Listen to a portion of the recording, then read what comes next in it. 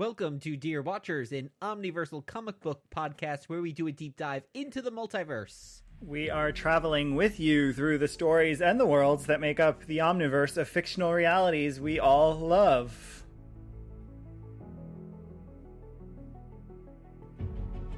And your watchers on this journey are me, Captain Thunder Guido. And me, well, my name used to be Rob, of course, but I just found out that's trademarked. So I'm just Shazam now. Or you need to be like Grob or something. Grob, exactly. The knockoff version. That's what I was going for with mine, because Captain Thunder is a weird moment in this. But yeah, it's a weird namesake day. Mm-hmm. And before we get into our litigious episode this week, Guido, what's new in our little section of the multiverse? Well, we recently in New York City went to a very cool exhibit that's so cool it's worth telling our listeners about. If you are in New York City in the next month that it's still running and have a chance, go. But even if you're not, we want to tell you because it involves two former guests of our show. So we went to the Wonder Woman exhibit at the City Reliquary, which is about the creation of Wonder Woman in New York and the women in particular who supported that creation with William Moulton Marston and their link to the birth control movement in New York and really, really cool stuff. It's called Wonder Woman, New York City's Heroes of Heterodoxy, and it was in part curated by former guest Tim Hanley, who wrote amazing books on Wonder Woman and other female heroes. And so he did a lot of work on it. And then we went with former guest Joey from Midtown Comics. Yeah. So it was great fun to see Tim's incredible work there and to learn about really cool connections that I didn't know about, even as a huge Wonder Woman fan for decades. And it was great fun to go do that with Joey. So and there's a small Spider-Man exhibit there as well, too, that people can check out. I forgot, and that is really the coolest thing that they should publish a book of, because what is it? It is, so in one of the Spider-Man comics, they listed his address in Queens, so people actually started to write to this address in Queens, a lot of little kids, and what is super, how can you make this up kind of thing, the person that lived at that address, their last name was Parker, and they were connected to this museum, amazing. So they were able to get this letters there. There's a credit card with Peter Parker's name on it. That a credit card solicitation. Solicitation. Yeah. So there's all this kind of fun stuff and a whole wall of these letters that you can check out. Yeah, but really cool letters from kids around the world. Some who think Spider-Man is real and are writing to him and asking him to wear the costume or give them some web shooters. Really cool stuff. So yeah, really fun visit to see the City Reliquary in Brooklyn, New York City. And thanks to Tim for that great work and Joey for joining us on that adventure. So you should check that out. And if you are checking us out for the first time, we have 3 sections of our travels today. Origins of the story, what inspired this other reality. Exploring multiversity, we dive deeper into our alternate universe. And pondering possibilities, we examine the impact and what's followed or coming in the future. And please continue to support us through reviews wherever you're listening, spreading the word on social media. And remember, you can find out the other stuff we're doing, including our spin-off bonus series over on our Ko-fi by visiting dearwatchers.com and clicking join. And with that, dear watchers, welcome to episode 88. And let's check out what's happening in the Omniverse with today's alternate universe.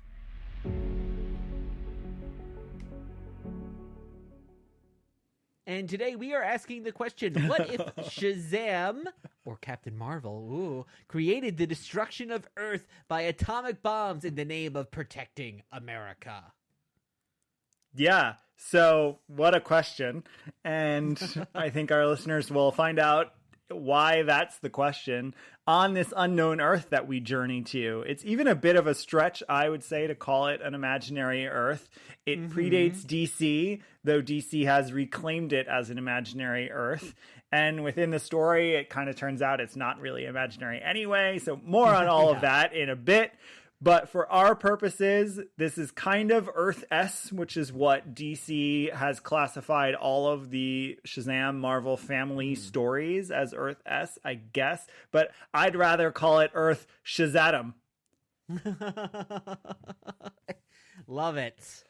So this character, Shazam, Captain Marvel, complicated history, right? So we're going to try to coalesce 100 years of development into just a few minutes here, but and it's kick us off.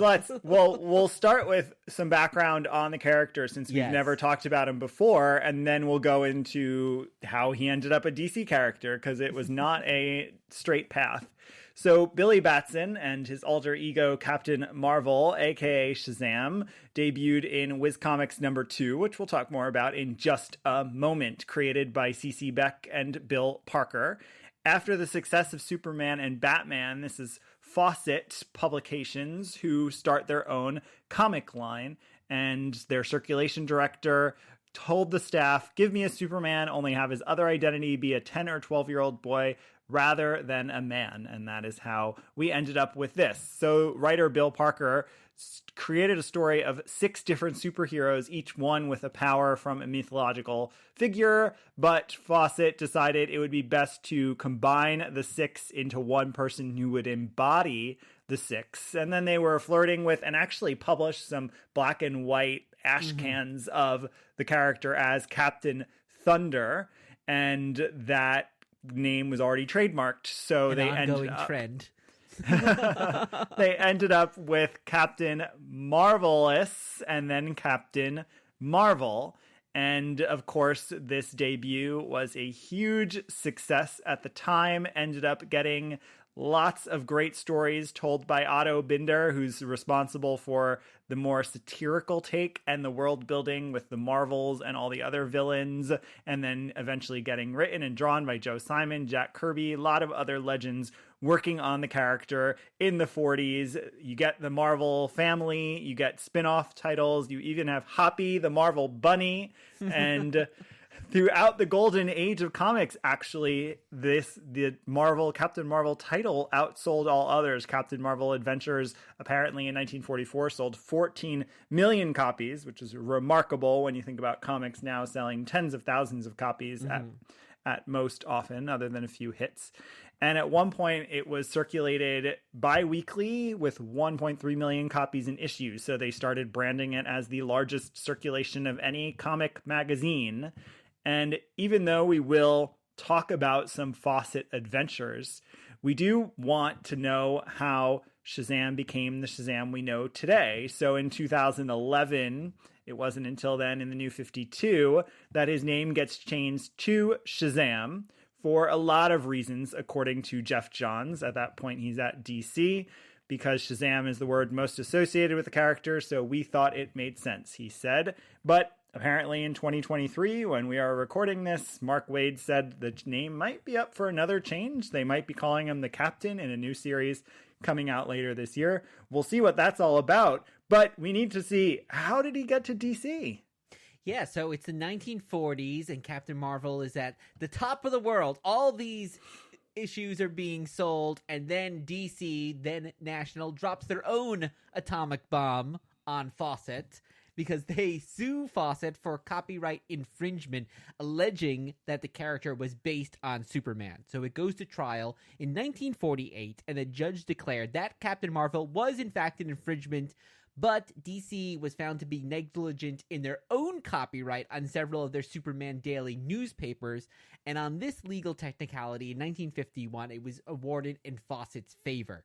DC appealed in 1952, and a new judge said that Captain Marvel stories were an infringement, but that the character itself was not an infringement. So, guess what? It goes back to another court.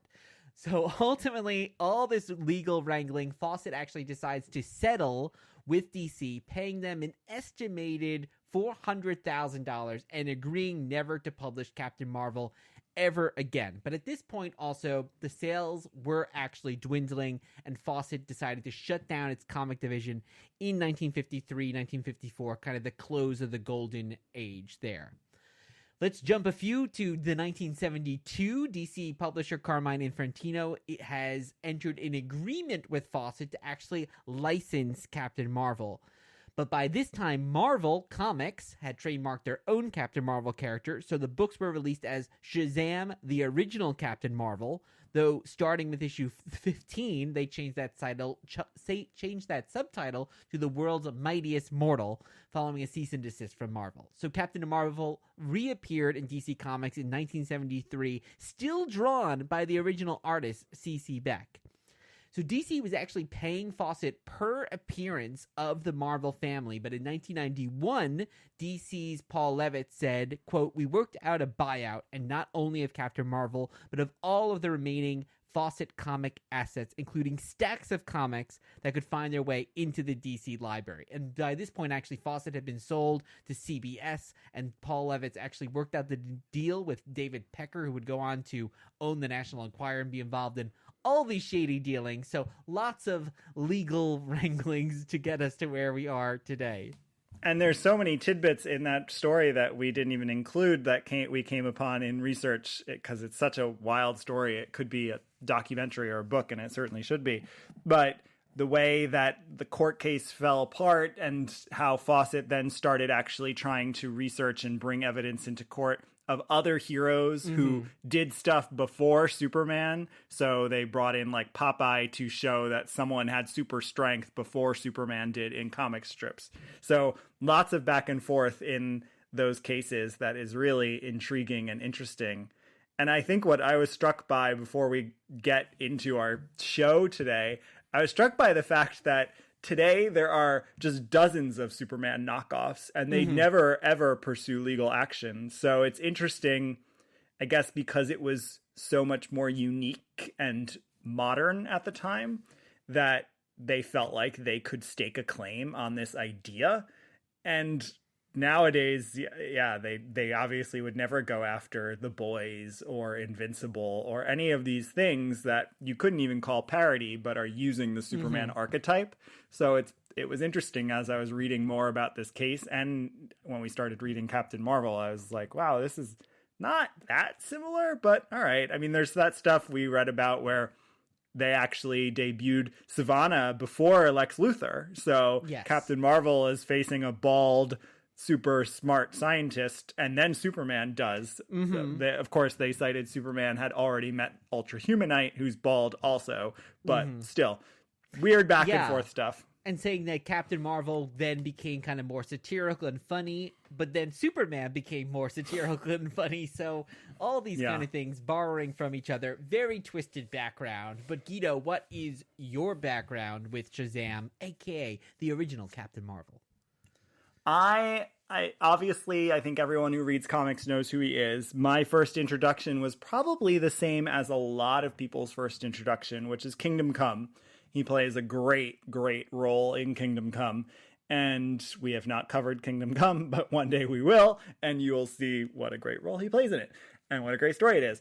But he only then became of interest to me when Jeff Johns was writing him, because I'm a big fan of Jeff Johns' writing. And so I read a few of the miniseries over the last 20 years, and I've been reading every miniseries consistently that's come out. He hasn't had a major ongoing, but I've been reading a bit of him. I don't know the backstory. I don't care too much to know it. It's a little convoluted. I don't love the mythology stuff in it that much. I don't love the Marvel family, though I enjoyed the movies, and I've enjoyed the recent miniseries that has exposed me to more of them, particularly the most recent one where Mary Marvel's the new Captain Marvel. So, yeah, that's it. Moderately familiar. How about you? What was your background? I would say actually kind of the same. I never was not a character I certainly read, and was a character already seemed very much in the past when I was reading comics. but I loved the wackiness of it. This was definitely a character I was introduced to by reading the DC Who's Who, and really introduced to his cadre of villains, because he has some great wacky villains. Dr. Savannah, who is like a Lex Luthor, but really creepy and weird looking, and actually modeled after Max Schreck. We saw the original Nosferatu in our research. But I loved, of course, the idea of Mr. Mind, the little worm that can control people and has the voice box. Captain Nazi. I mean, what villain isn't crazy if his name is Captain Nazi, and all those other villains that he had. So that was really the way, and I did like the goofiness of it, but I would just pick up issues here and there. It was certainly never something I read all the way through in its entirety. Well, let's begin our trip to the very beginning with our origins of the story.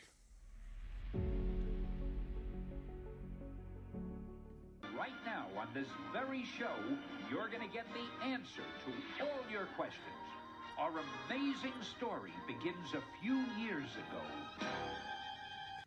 So this is Whiz Comics number 2 from February 1940 from Fawcett Publications, and it's called Introducing Captain Marvel.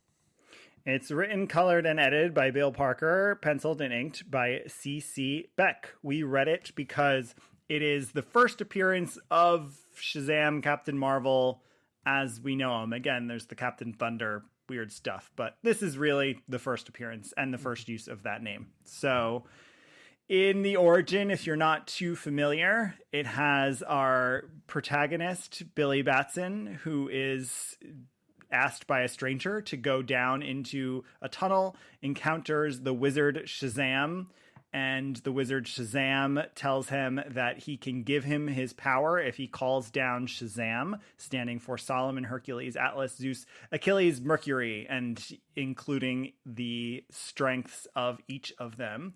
And Billy does this and then can turn into the adult man Captain Marvel and goes on his merry way fighting against Savannah and who is also Professor Phantom, I guess, in this, known as Professor Phantom. Yeah. I didn't know that. So that's pretty much it for the origin.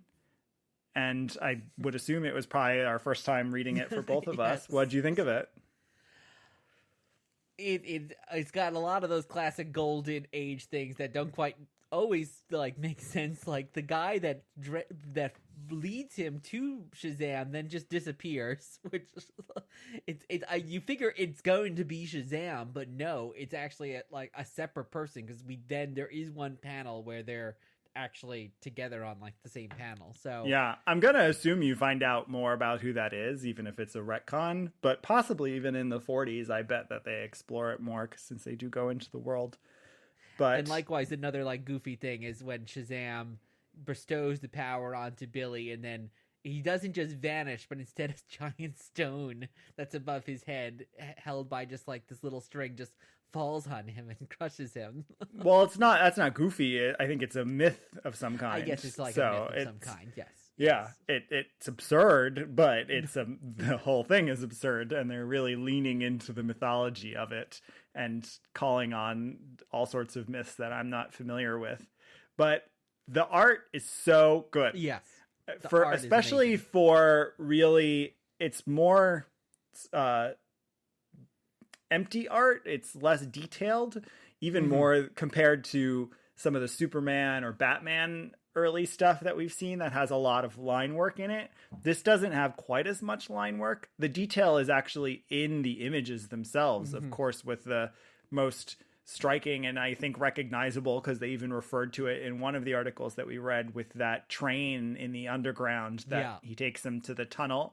It's just all very almost Art Deco looking, but dark but bright and colorful and creepy at the same time. So, and then of course Savannah's look is really fun. So all of that's fun. A little Tintin, right? Don't they look a little bit like the Tintin characters? I never watched I think all those Tintin, early comic strip faces often can look the same when they lack detail. Pupils. Yeah, it's also like Little Orphan Annie, where it's just like a black dot, and that kind of super cartoonish, even like the Dick Tracy kind of art there as well. Yeah. As for the origin itself, I mean, I do think it's quite different from Superman. I don't agree with the judges who ruled on this. Maybe there are stories that eventually echo a little bit too much, but just the fact that A, he's not an alien, B, is a child, which is a huge difference. To have a child turning into this person is really interesting, and I think that's where writers have found the most interesting stuff to explore with the character. But then even the way, the powers he has from these 6 different gods, pantheon of gods, all of that, it feels really different from Superman.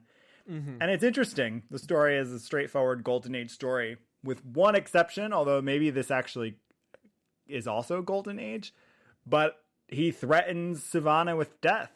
And I thought that was really interesting, and it struck me because so many later writers have explored and almost made Captain Marvel / Shazam a little more of the like child who gets powers. Even the movie did that plot. Like, what would it be like if this child could become an adult and get powers? And that moment almost felt like that to me. Like, you have this kid who's raging essentially, and he's like, well, when we meet again, you'll be behind prison walls or dead. Like, and he smashes everything in the lab. So it just felt like kind of a tantrum. So yeah, and that aspect is not super explored here. I mean, it's very there's not a lot of dialogue in general or depth to this necessarily, but I would imagine, yeah, that's something that's certainly developed so much later with the character. Yeah, so it was fun to explore yet another Golden Age origin that I hadn't read before, and I think I'd read more Golden Age Captain Marvel. I'm not going to seek it out anytime soon, but I wouldn't be opposed to it. I'd mostly look at this. You don't even need to read it. You really just mainly need to look at the C.C. Beck art. That is definitely the standout aspect of this. Well, like you said, it does not have a ton of dialogue, and it's interesting because some Golden Age stuff does. It's almost weighted down by it, I'd say, especially even some of that old early horror stuff you see has these long narrations and caption boxes, and this doesn't. So no, even if you do read it, it's quite quick. Yeah, and there's some funky things like the caption boxes are at the bottom of the panel, but you're really supposed to read them first, but your eye reads down, so by the time you've got into the caption box, it's already covered in the dialogue that's right above it. So those are kind of just formatting things of clearly this is so early in the comics as a medium that I feel like there must be still working out, okay, how do people actually read these? And in our research about the actual writer, Bill Parker, he came from magazines. He was kind of just thrust into this comic, and then he didn't really want to be there. He went back to writing basically a Popular Mechanics kind of magazine after this. So... Well, let us go into the atomic age with our exploring multiversity.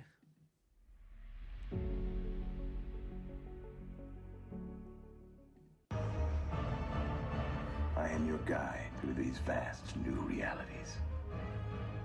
Follow me and ponder the question, what if? And this is Captain Marvel Adventures, issue number 66 from October 1946. And it says the atomic war on the cover. The title of the issue is The Atomic War, but on the cover it says Captain Marvel battles the dread atomic war. Atomic war. And as our listeners saw from our question, that's not quite what we think happened. What was our question? Our question is, what if Shazam created the destruction of Earth by atomic bombs in the name of protecting America? Woohoo! So this is written by Otto Binder, penciled and inked by C.C. Beck, and edited by Wendell Crowley. So a quick synopsis of this is that Billy Batson, who at this point is a reporter, has his daily news report on the radio interrupted with all sorts of bulletins. First, that Chicago gets struck by atom bombs. I first And then- I have to stop you too, because his daily news report is, there's nothing really happening today. That's what he says. It's like, Yeah, this is a gorgeous day. I haven't much news to report. No crimes, no fires, no I love when tragedies. you turn on, WNYC or CNN. It's like, nothing much to report today. It seems as if the world has reached a nice, peaceful state of happiness and prosperity. Oh, yes. I bet But that's not that gonna was last long.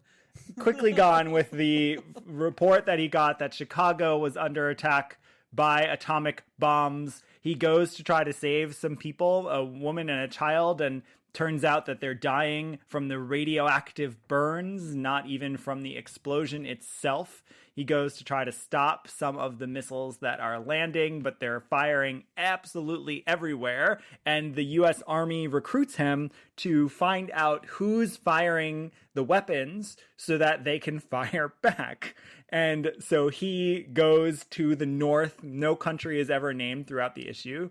So he goes to the north to find out what's happening, identifies the country that is firing. But then when he goes there, he discovers, first of all, he does drop a bomb on them, by the way. But then he discovers that, in fact, a bunch of other countries have started firing atomic bombs at each other.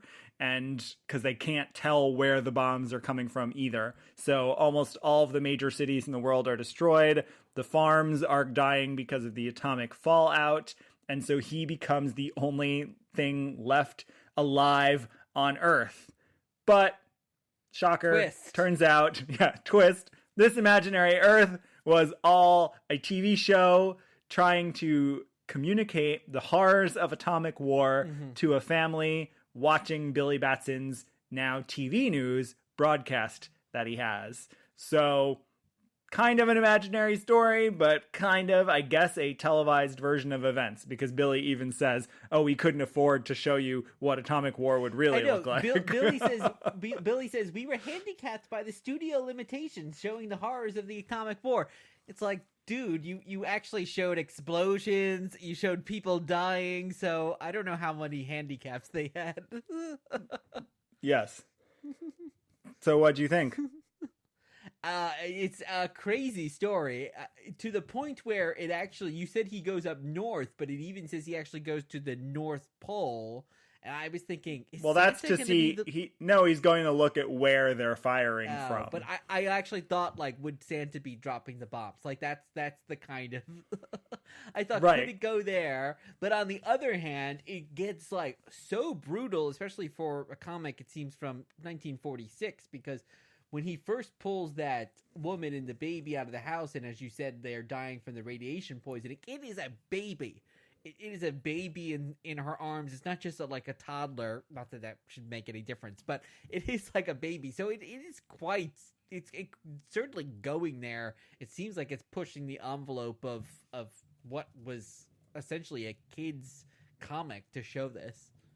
Well, and in that way, the reason I chose this, and the reason I also chose to tell you nothing about it, is it is interesting because it is really solidly anti-war, even though I think it messes up the narrative by choosing American nationalism over anything else.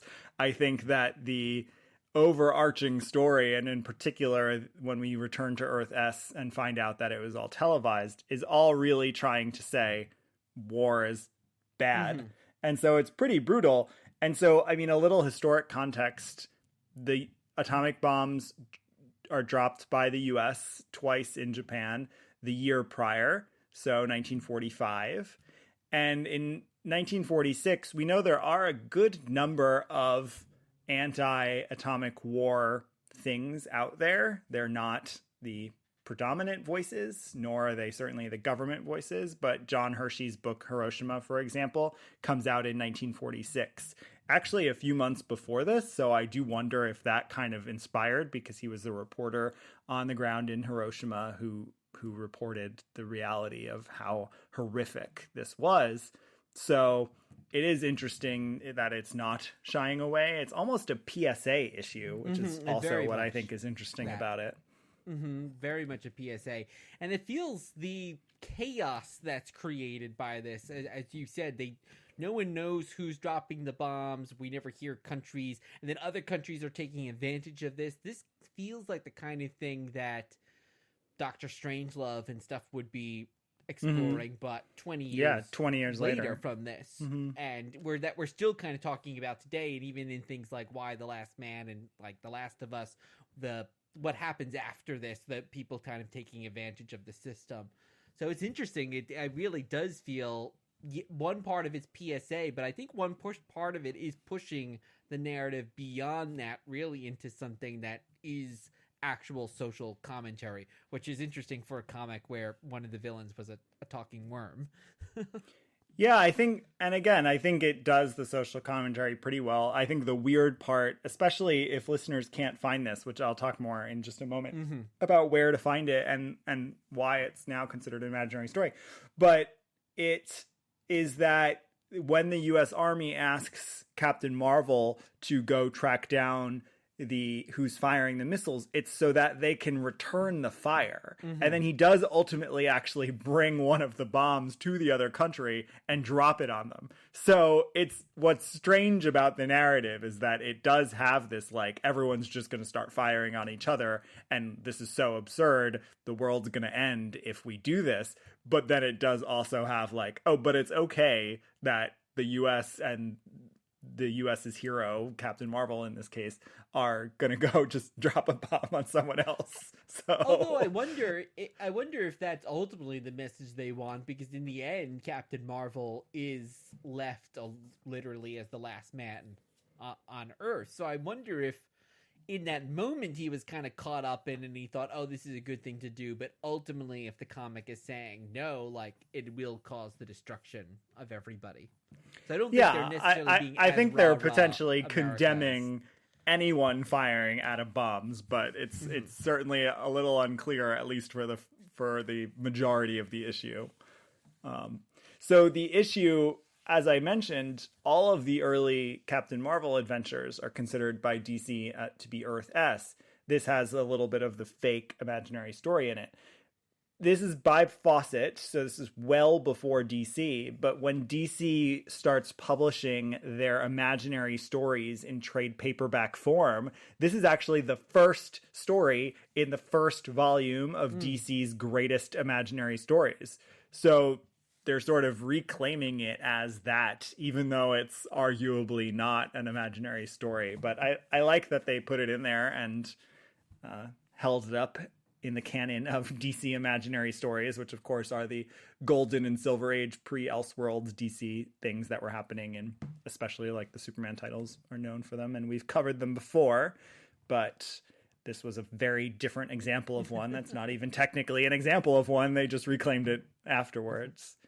If only Captain Marvel had dropped a giant squid on everybody, the world would have been saved.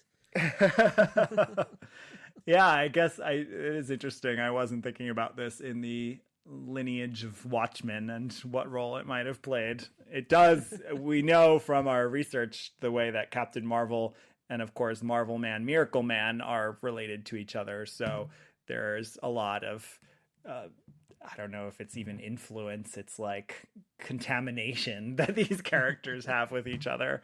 So yeah, I don't even know if it's worth asking if you want to go back to this Earth, because at this point, it's if this Earth that's televised were to exist, it's just Captain Marvel on an atomic wasteland. So I don't know that there's many stories there.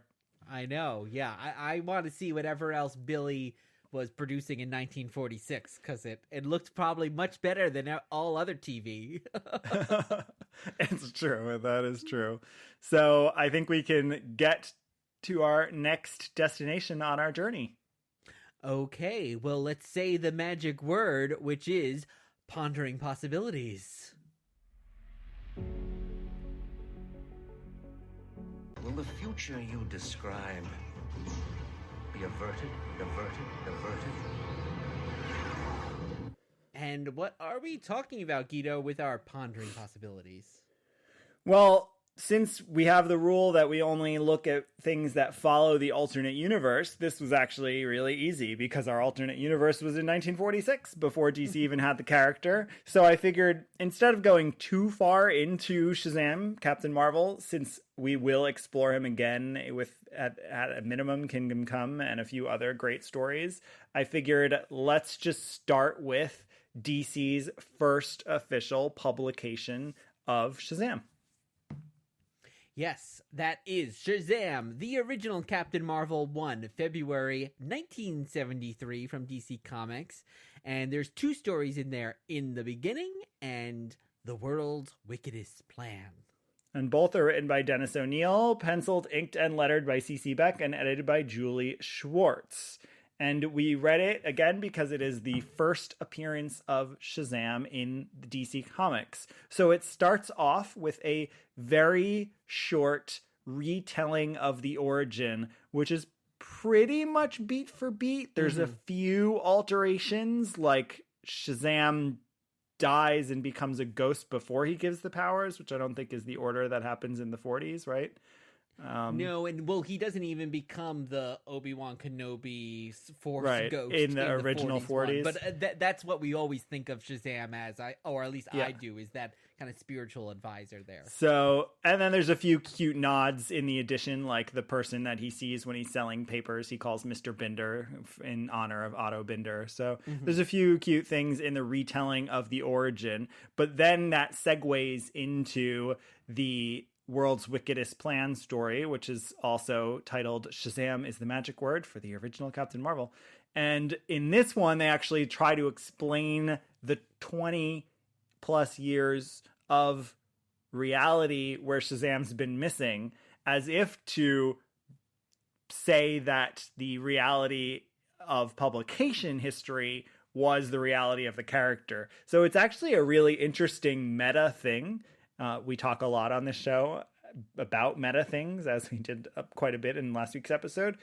So this is an interesting meta thing that they're trying to do here, where they're trying to hold a real timeline in place in their books. Marvel does that a ton in the 70s and into the 80s especially, but it's interesting to see them try to do that here and try to say, like, hey, this character was gone for 20 years. Here's why. There's actually a story reason why. So they tell us that he was like frozen in space from Savannah or something and then broke out. Yeah, so blah, blah, Savannah blah.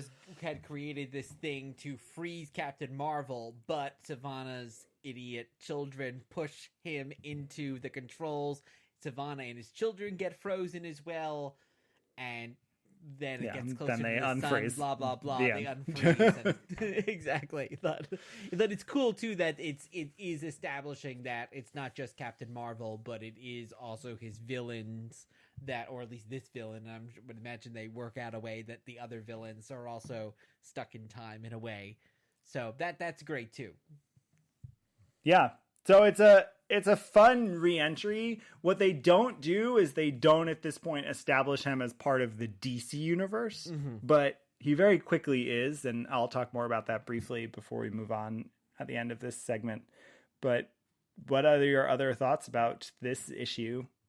Well, the other amazing thing is that it is drawn by C.C. Beck, who did the original comic, the very first appearance back in the 40s. And I don't think he stuck around for super long in this run from what I was reading, but he did come back to basically reestablish the look there. And as we discussed in our first segment, the look is so important to Captain Marvel. So it's just really cool that this guy, who was obviously so much older now, is coming back and reclaiming the character that was kind of taken from him. What's cool too is I think his style is similar, but it's developed a bit. It actually feels almost very Archie-esque. It does. It's a lot, maybe because it's more fully drawn. The expressions on the faces are, I think, what become more Archie-esque, because he has lots of like smiling faces and shocked faces and so there are aspects of it that I think have evolved a bit, but it definitely has that same look. And in particular, because he's the one doing the inking and the lettering, and there's no one credited with colors, but it's surely him because art is just credited to him. So that's why I think it has such a similar feel, which I agree is a really cool thing for someone to do 30 plus years later. Yeah. I don't have anything else to say about this issue, but before we move on, I mean, again, we're going to surely revisit this character on a future journey because there is a weird Superman battle that comes out the next year where they actually have Superman battle Captain Thunder, which is a pastiche of Shazam. I have no idea why that issue exists, but we need to find out and read it because it's so weird. They even have like an acronym for Thunder, like THUNDER. Like they just copy Shazam into Captain Thunder and have him battle Superman. No idea the origin of that. Then they actually do have an actual encounter between Superman and Shazam not long after, still in the 70s. And then, of course, as we've talked about, Shazam has been around, but has not been in a ton of books, especially in the 80s. He was missing from a lot. Jerry Ordway does a reboot of him in the 90s a bit, and that's where you get a lot of the little kid as the grown-up stuff going on. And then, of course, you hit Kingdom Come and then Jeff Johns' New 52 reintroduction, and that's really where he starts to become a central character, I think. So a lot follows this DC intro. Yeah. And the movies, we are recording this before the sequel to Shazam comes out. We both saw the first movie, and I really enjoyed it.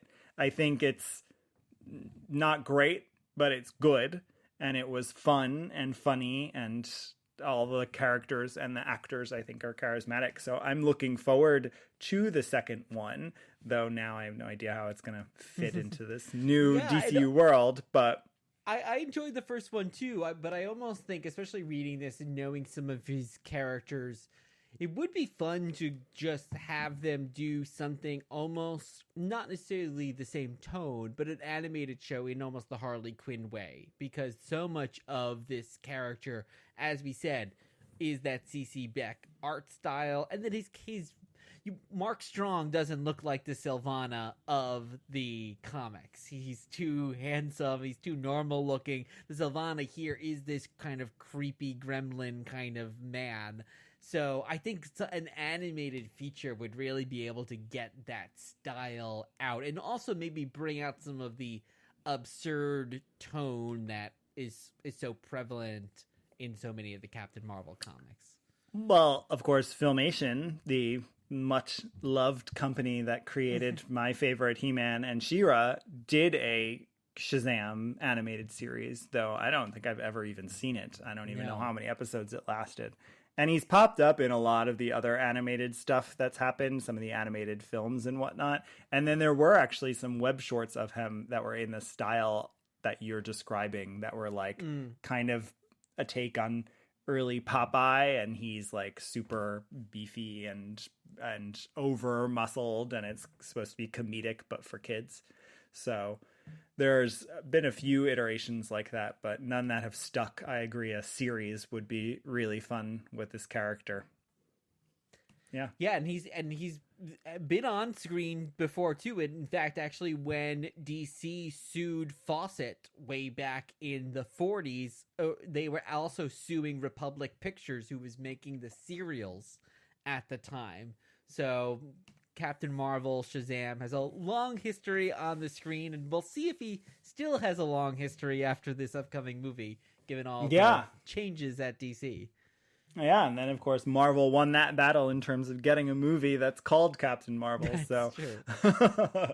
But I don't understand this recent report that they might even move away from the use of the name Shazam. I don't see why you would do that, but guess we'll find out. I would think maybe it is nostalgia from people, because it is a relatively recent change to the Shazam name, and now maybe if the movies are going to go away, they think, well, let's kind of just go back to something that can appease the other, people who always knew him as Captain Marvel, but we can also don't have to call him Captain Marvel. We can just call him the Captain. I don't know. Call him Captain Shazam. That's at least putting the two things together.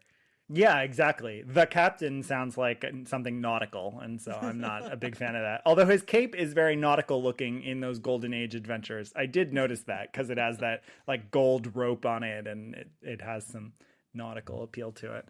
All right, so I think we've learned that atomic war is bad, and thank you to Billy Batson for helping us understand the depth of how bad it is. And thank you, dear watchers, for listening. That's a wrap. I have been Guido. And I have been the artist formerly known as Rob. And the reading list is in the show notes. You can find us on all social media at Dear Watchers. And leave a review wherever you listen to podcasts. We'll be back soon with another trip through the multiverse. In the meantime, in the words of Iwatu, keep pondering the possibilities.